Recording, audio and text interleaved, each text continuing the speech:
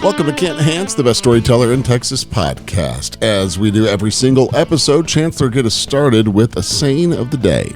There's the old saying that it's not over till the fat lady sings. That's the opera and everything. Well, as someone that was a litigator in my early career, it's not over until the jury comes back, And so a lot of people speculate on juries and everything, but it's not over until the jury comes back, and you never know what they're going to do because they don't know what they're going to do. Mm-hmm. And I had a case one time in a little town not far from Lubbock, and that the lawyer on the other side was leaning up against the door to the jury room listening to see if he could hear him touch, and they opened the door, and he fell into the room with them. Oh, yeah. It didn't look good. Look good. No. There was a story that just came out about, I believe it was in Idaho or something, where a husband and wife were selected for the same jury. And the odds of that are pretty astronomical. The odds are unbelievable. And what happens when they get in the jury room if they get in a good argument? Right. Yeah. As an attorney, would you I wouldn't challenge take them that? both. Right. Yeah. You never know. Picking the jury is so important, and there are people that are good at it, and you got to establish some rapport with the jury when you get up and start asking them questions. And it's harder to do in federal court because most federal judges, they ask the questions. They don't let the lawyers do it. Right. And I always like for the lawyers to do it because they can establish a little rapport and maybe they can find out some things about people on the jury. There was a lady that her husband was a client of mine, and she tells me one time at a party that she'd been selected to go to a jury in Dallas back before Dallas had the new woke, people that was a death penalty case. Mm. And she didn't want to, they asked me it's going to be 12 to 14 weeks. She didn't want to be on it. And I jokingly said, just tell them that the guy looks guilty to you, Well, I didn't think, next time I saw her, she said, it got me off the jury. And I said, what got you off the jury? She said, I just told them that guy looks guilty to me. and they scratched her off and she left. And I said, you didn't tell me your lawyer said that. No, I didn't do that, but, that's a good idea. And I was joking when I said that, so I knew not to joke around her anymore. On the flip side of that, are there people that you could identify that are a little too eager to be on a jury? Absolutely. There are some people that want to be on jury, mm-hmm. and they'll say whatever they think helps them get on the jury. Mm-hmm. You do not want those people on. They might be for you, they might be against you. You don't know, mm-hmm. and they could really muck up their works. Make it really difficult. And sometimes juries, they get hung up and just won't budge, and it's not uncommon for a jury to get. A lot of arguments are made to try to hang up a jury. If they've had a client that doesn't have much of a chance, if they can get one person just to promise that they'll stay in there and that they vote not guilty every time, then they can hang it up and the judge will, order a new trial. Mm-hmm. And lots of times on the new trial, rather than have to go through another trial, the district attorney's office will, usually work out a plea deal or something like that. But many times there's a lot of lawyers who will argue for hoping they can find one that will hang up on the jury. I saw a story this week. I don't know that you saw it, but you'll know exactly what I'm talking about. A guy got arrested for dealing drugs. And what the T-shirt that he was wearing when he got arrested said "retired drug dealer" on it. And it reminded me of the old boy in the court that said "wanted in all 50 states." Yeah, that's the story that my son-in-law was the district attorney, Phil Searles, in Fort Worth. Now he was a judge, and this kid came in with another guy that had a DWI, and the friend that was long had on a T-shirt and showed me, and it said "wanted in all 50 states." and it was a play on like he was wanted by women in all 50 states. That he was a big dog. Mm-hmm. Well, he goes in, and so the judge tells the bailiff, go back and get his driver's license on him.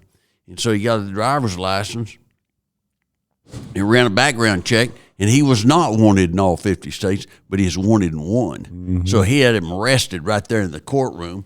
And, don't wear stupid T-shirts to court. Right. Don't do anything that suggests, it may be clever, but it goes back to what I was mentioning in one podcast about the two Texas Tech students that got stopped for going the wrong way on a one-way. They had dates, and I think they'd been drinking a little beer, and they were trying to be cute for their dates. And the policeman said, "Didn't you see the arrow?" And he said, "Well, hell, I didn't even see the Indian." and they all giggled, and they weren't giggling as much as the guy was handcuffed and put in the back of the police car and taken to the police station. Mm-hmm. Don't be clever. And most of the time, if a policeman pulls you over, he's made up his mind, and so don't argue with him. You can argue with someone down the road, the judge or someone like that, but be nice. There are a lot of people get arrested because they go out of their way to get arrested. Yeah. They won't be quiet. I've got this week coming up, a Saturday coming up, is the Kentucky Derby. Yeah. First Saturday in May. Kentucky Derby goes back to 1875. It's been run on the first Saturday every time, except in 2020, because of COVID, they put it off till September. And also, there was one time during World War II, 1945, they put it off. But it's an event. It's a sports function and event, but it's an event for a go-to event. Mm-hmm. And it's a bucket list thing. Yeah, it's a bucket list. And I've been, and you go and you look around, and if you're at the Final Four, you see one crowd. You see more tall people at the Final Four. You do. Yeah. A lot of old basketball players. They're there to look it over. Yeah. And go to a Super Bowl, and you see a lot of people there looking at other people. They want to see who all's there. And I've been to several Super Bowls. But the Indy 500, that's another big event. That's this month as well. Yeah, NBA Finals. I think the greatest sporting event to go to is the Final Four on Saturday when there are four teams. Mm-hmm. You still have a lot of enthusiasm. You got four teams, and they're all packing it in there. And on Monday night, you've only got two teams, and it's not sold out as tightly. Mm-hmm. Tickets are not as expensive. And because the two losing teams, they don't care. They just leave. They had someone in the fight. When their dog drops out of the fight, that's it. Yeah. And but that's a great event. Kentucky Derby came about. Churchill Downs, the Churchill brothers in Louisville, Kentucky, donated the land. And they had 10,000 people show up the first one they had. They really promoted it well. The state of Kentucky got behind it, and they've promoted it well ever since, and it's been highly successful. But if you go, I've never seen as many women have on extraordinary, unusual, gawky, ugly, beautiful hats. Mm-hmm.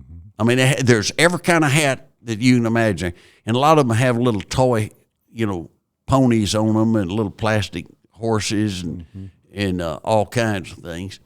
And that I had, there was one time I was there, and there was a woman had on a hat, and it's less than 2 months or a month after basketball season, and her hat said UCLA, NCAA champs. And she's at a horse race, and I asked her about that, and she said, "Well, we're just proud of the Bruins on winning the national championship." And so, okay, but you'll have a lot of people there. Mint juleps, that's they sell a lot of mint juleps, and you'll have 120,000 fans or more, and it's just elbow to elbow, and they have races, and the Kentucky Festival runs for about 2 weeks in Louisville before the Kentucky Derby. And, that's one of those bucket list things that you ought to look at going to sometime, because you'd enjoy it and you'll find out a lot of things that you didn't necessarily know.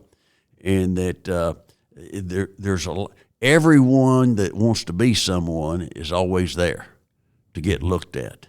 If someone's running for president or something like that, they'll be there so that the camera can flash on them for 10 seconds. In that 10 seconds, they're going to see, tens of millions of people.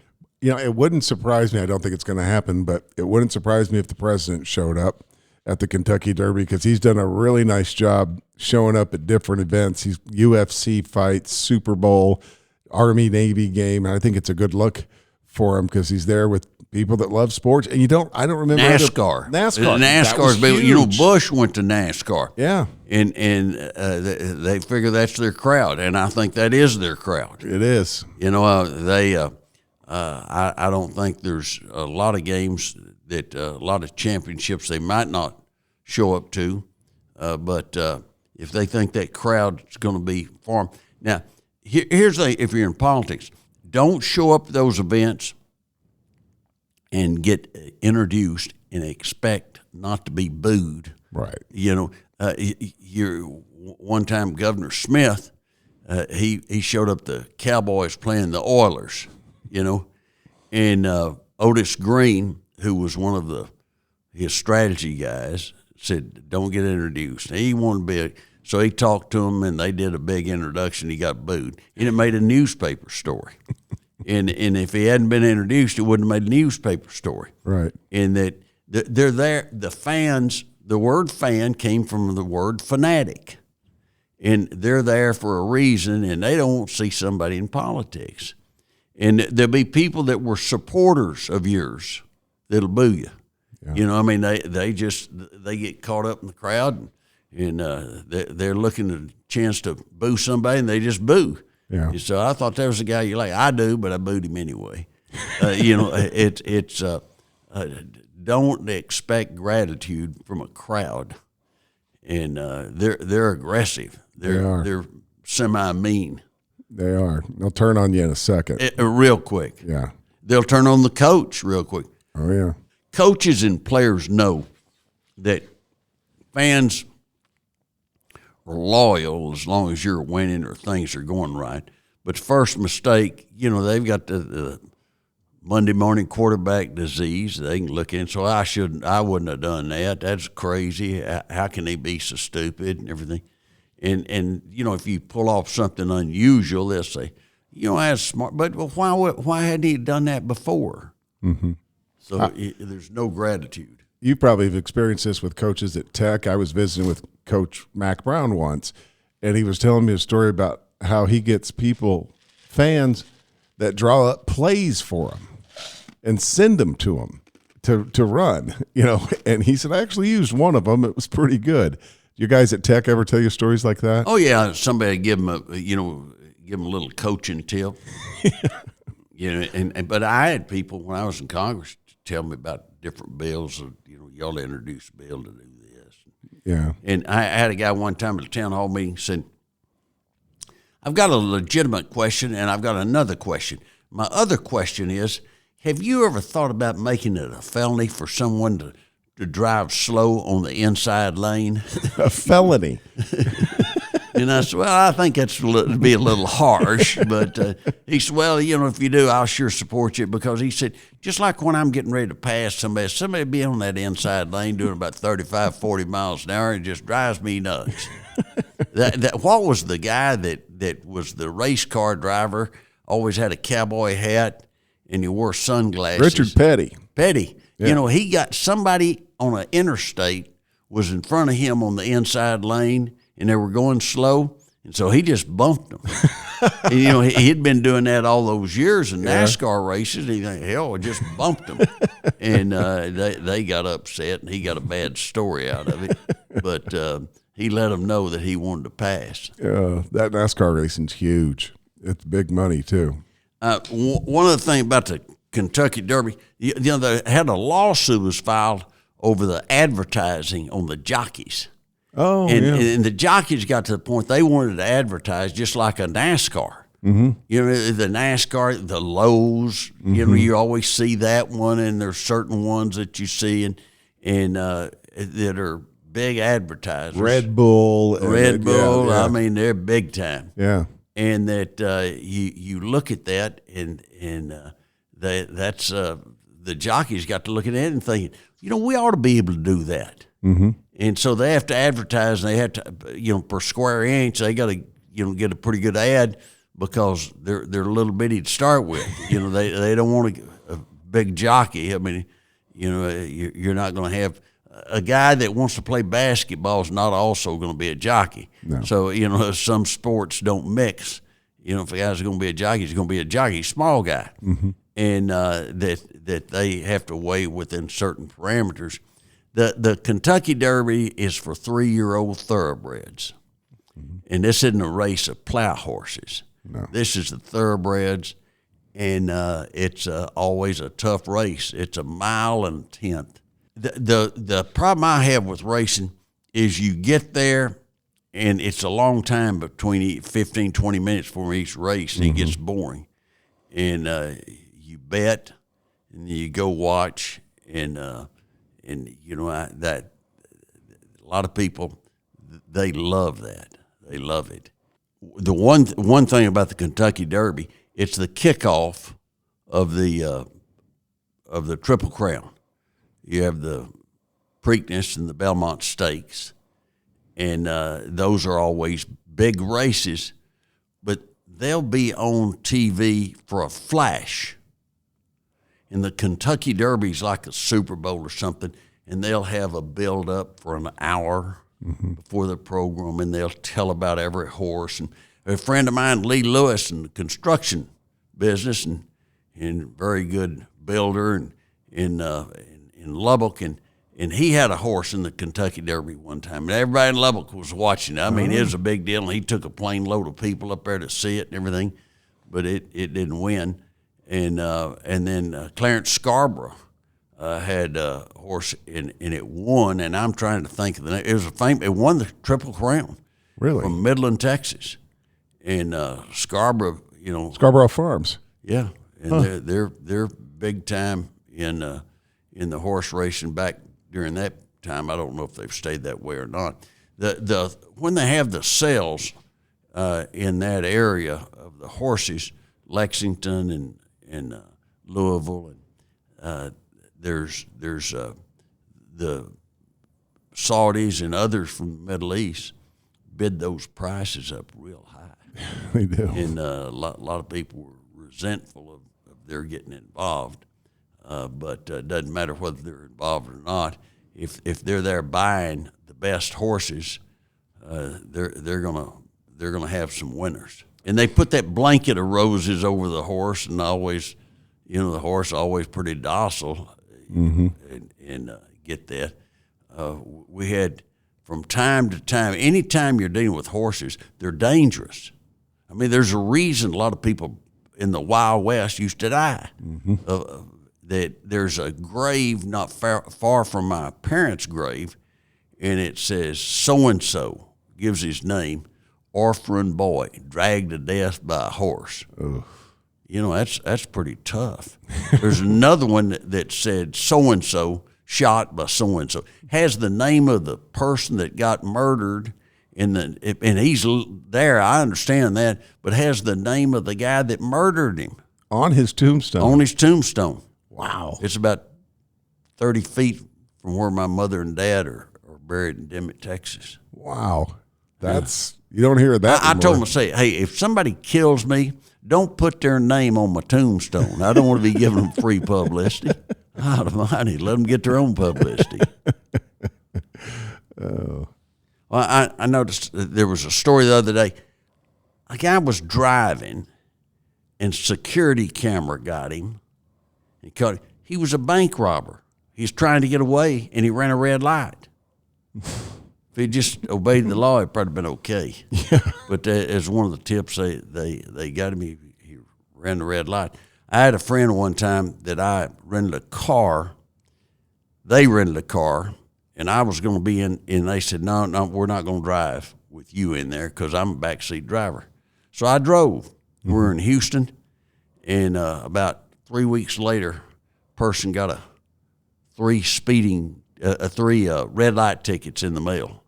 I ran 3 red lights, and they were upset. Now, so that's not me. And they said, we're sending you the photos. It is you. And it sure looked like me.